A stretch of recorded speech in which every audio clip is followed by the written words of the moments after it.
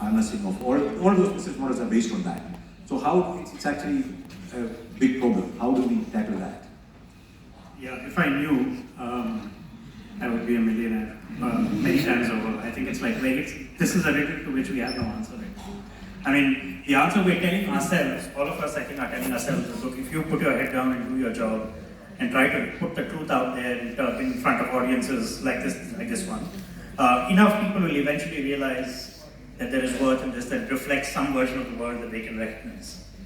But if I have to be really honest, I don't know if that's enough anymore, and I don't know what else to do. We're not talking about facts as if they are little nuggets of information that you can just put out in a newspaper and people will read it and absorb it and know what the significance of it. But I think what we have not talked about is the fact that the media's job for a large part of it is to interpret the facts for the audience.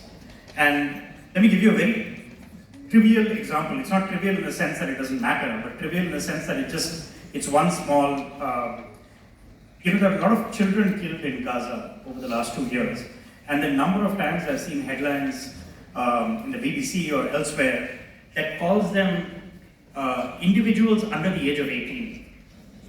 In headlines and in news, they will say, because they don't want to use the word children. Now, nobody will debate the fact that this person is 13 years old. That is a fact. What is the interpretation of the fact is that Israel is killing children.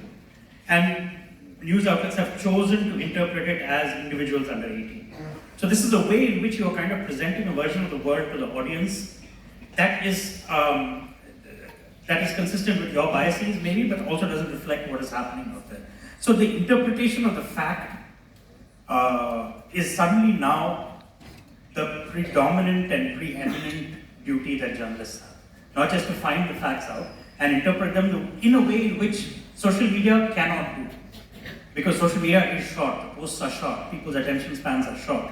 So maybe that is where we can play to our strengths and to interpret the world right. 1 minute and we will then begin taking questions from the audience.